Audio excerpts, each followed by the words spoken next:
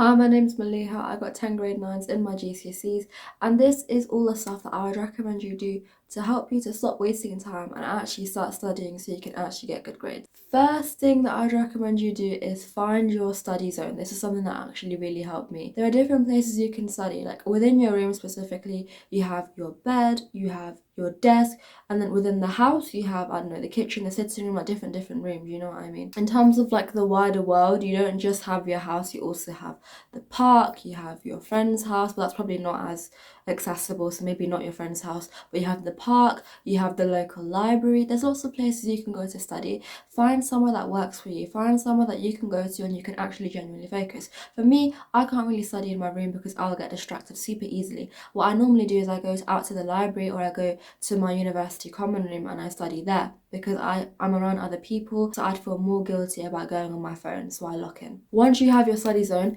stick to your study zone, keep studying in that same spot, and if you can, try and keep like a routine where you study in that spot at a particular time during the day, because what that gets you to do is it gets your brain to associate that time and that place with studying, especially if you don't use that spot for anything else, for example the library. So then it will get you in the mood straight away so you can start studying and you're less likely to go and procrastinate. Number 2 is put your phone away. Unless you genuinely need your phone to study because you haven't got any other device, or you need your phone to like make notes or something, just put it away. You don't need it next to you when you're studying. Apparently studies have shown, don't quote me on this, I'm not entirely sure, but I heard from somewhere that if you have your phone next to you, just the thought of having it next to you or the feeling of having it next to you is more likely to get you to procrastinate even if you're not actually using it.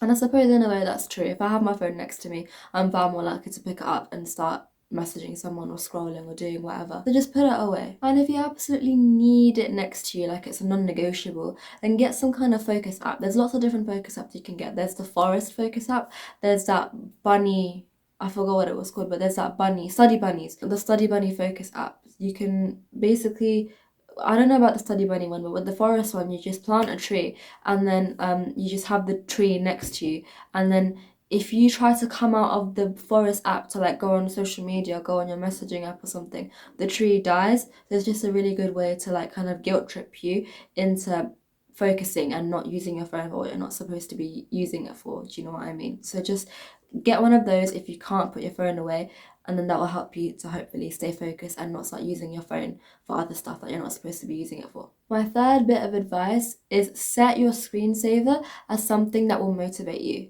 What I mean by that is, let's say for example you want to study and get really good grades so that you can get like an amazing job and then earn loads and loads and loads of money. Okay, so what you can do is you can set your screensaver as a bag of money or like a wallet full of money or something that will motivate you, where you look at that every time you like go on, you open your laptop or you open your phone, and then you think, okay, I want to become a billionaire in the future, but I won't be able to become a billionaire if I'm sitting here doom scrolling. So that will help you to start studying and realize that in order for you to get what you want in the end, you have to put in effort. Alternatively, if you don't want to put it as your screensaver, you can maybe print it out and stick it on your wall using some blue tack, or stick it on a corkboard, or put it as a widget on your phone. But I'd recommend putting it somewhere where you can always see it, and that will help you to, get motivation at times when you're not even thinking about studying. My fourth bit of advice is using the power of visualization. So if you don't know what that is, essentially what that is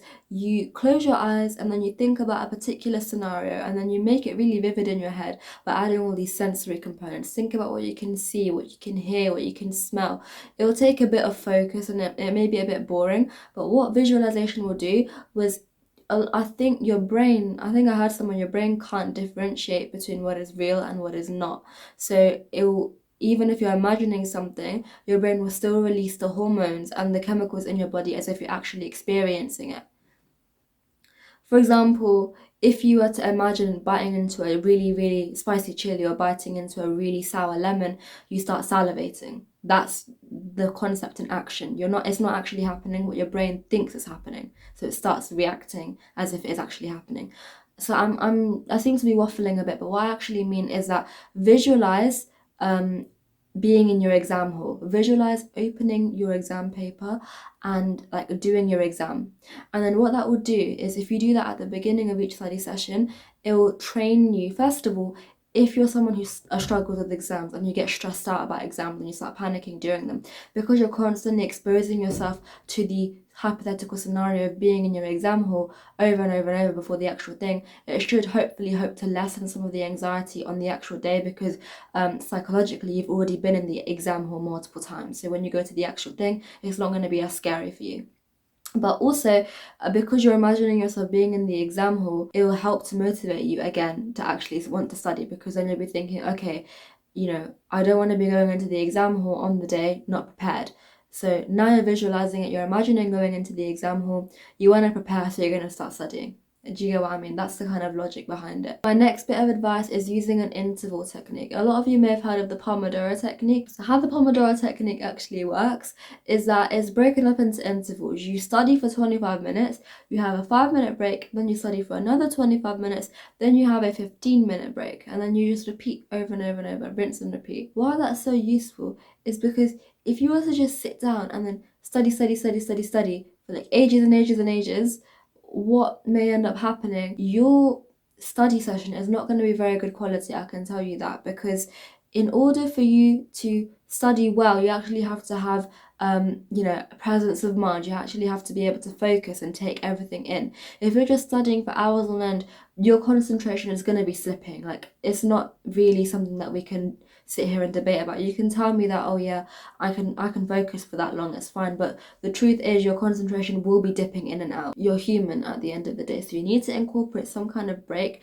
to kind of reset and refresh your mind. And if you're someone that genuinely, without a shadow of a doubt, can tell me that, oh yeah, I really struggle with concentration, the Pomodoro technique might be the one for you. And it's not set in stone that it has to be 25 minutes and then 5 minutes. You can adjust the timings according to you. So if you feel like you're someone who really struggles with concentration, you can lessen the interval. So you can, instead of it being 25 minutes, you can make it 15 minutes. 15 minutes of studying, 10-minute break. 15 minutes of studying, 10-minute break. It's quality over quantity. Even if you feel like the intervals for studying are too short, at least you're putting in the effort. At least you're sitting down and doing 15 minutes of quality studying. That is better than nothing. That is better than an hour of rubbish studying. My last bit of advice is study with somebody. Find a study buddy.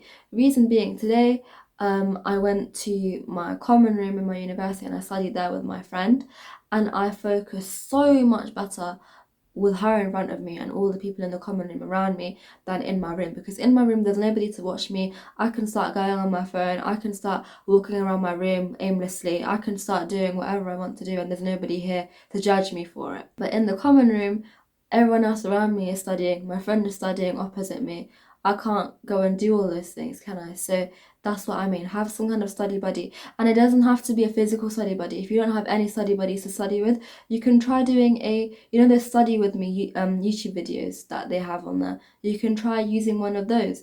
And then even though it's not a physical person, maybe psychologically, you'll be looking at that person in the YouTube video studying for so long, and then you'll feel guilty thinking, okay, they're studying and I'm sitting here using my phone. I think I need to pattern up a bit. So if you can't find a study buddy, try using a Study With Me video. And yeah, that's all my advice. If you have any questions, you can leave them in the comments or you can email me. My email is in my channel bio. Good luck with everything, whatever exams you have, whatever studying you need to do. You got this, and yeah, bye guys.